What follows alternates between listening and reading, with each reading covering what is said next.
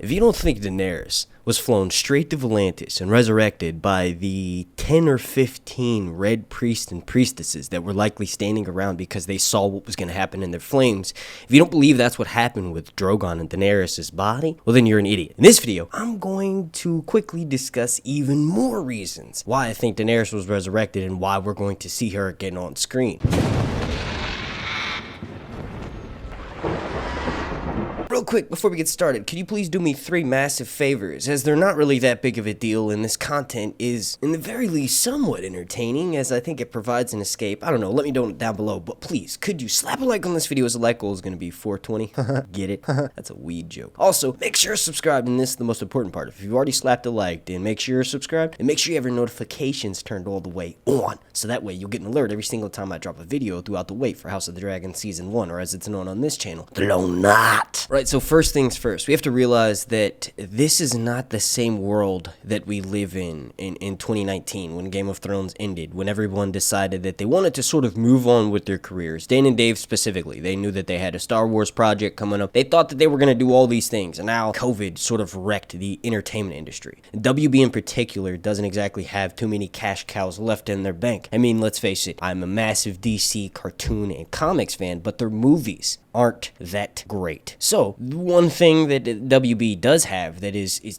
astounding, blows everything out of the fucking water, is a little network called HBO and a little intellectual property called Game of Thrones. Now, obviously, they're continuing that steam, rolling forward with the hype train and going into House of the Dragon, but Game of Thrones was their original cash cow. It's over. The ending happened in a way and such. There are multiple main characters that could carry a spin-off series on their own left still alive. Now, obviously, WB, the executives, have an ongoing relationship with George R. Martin. George R. Martin, I'm sure, wants to continue to grow his world, and one of the ways to do so is by making another adaptation directly from the Game of Thrones storyline. The main reason why I say this is because WB doesn't necessarily have something that they could run all this stuff, and they're still sort of taking a chance with House of the Dragon because it is a spin-off series and it's going to be all new characters set in Westeros, yes, but in all different time period. The main thing they're going to be banking on is the fact that there are going to be dragons and titties everywhere. But also, we got to realize that the Game of Thrones series is a hit in of itself. And almost every single character, like I said, could carry on a main series. This, in my opinion, is why Daenerys will be getting some sort of either spin-off series or some sort of movies that are going to be coming down the pipeline. Emilia Clarke herself has admitted that she's definitely open to try new projects, specifically with Marvel, to do like a fun little stupid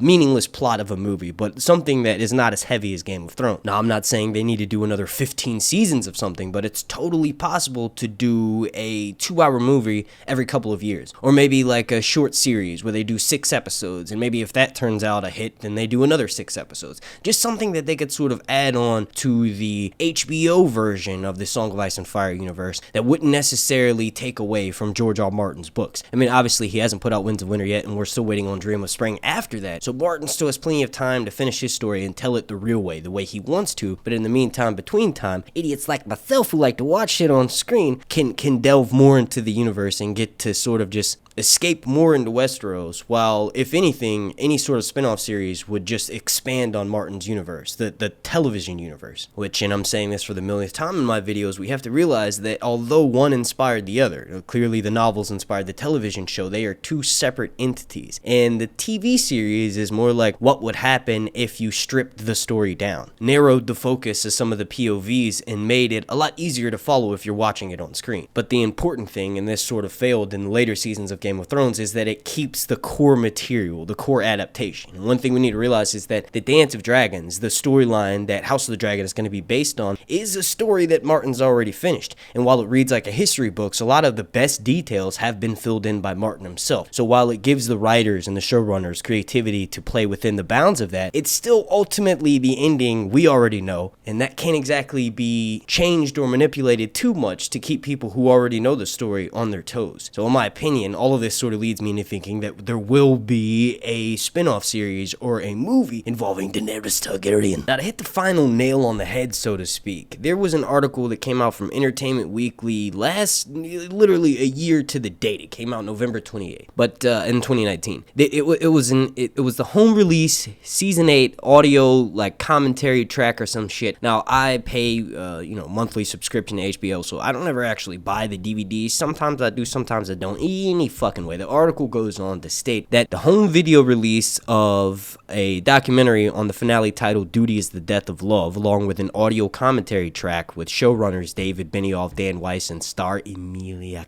Clarke, Daenerys Targaryen.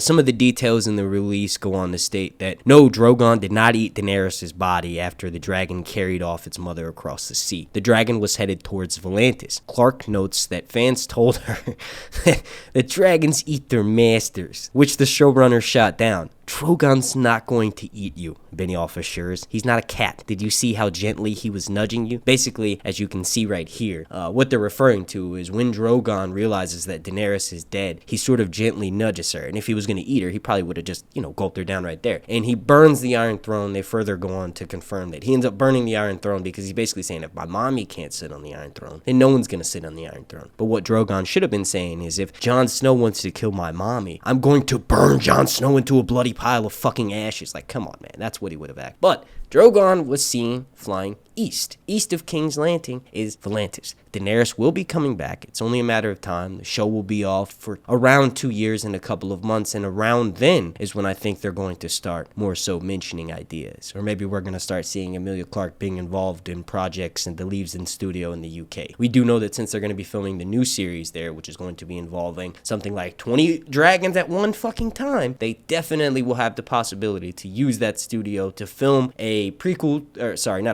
sequel to the main series or some sort of movies, maybe a short mini-series involving Daenerys, and have it going on at the same time the House of the Dragon is filming and no one would really know. So far, they've done a pretty good job of keeping shit on lock from the WB studios at Leavesden in London, but they haven't had to deal with the people that were scouting the Game of Thrones locations for years. Well, alright, I want to thank you all so much for watching. If you could please do me a massive favor and slap a like on this video. Like goal's going to be 420. Get it? Also, make sure to subscribe, and this is the most important part. Make sure after you subscribed and slap the like that you have your notifications turned all the way on. So that way you get an alert every single time I drop a video throughout this long night. Super special shout out to every single member of my Patreon family over on patreon.com/ReturnsReviews. They are all listed right here. And if you all watching are interested in joining and showing some support, check out the link down below in the description or the link that's popped off during this video. I want to thank you all again so much for watching. My name is Mark. This has been Reviews.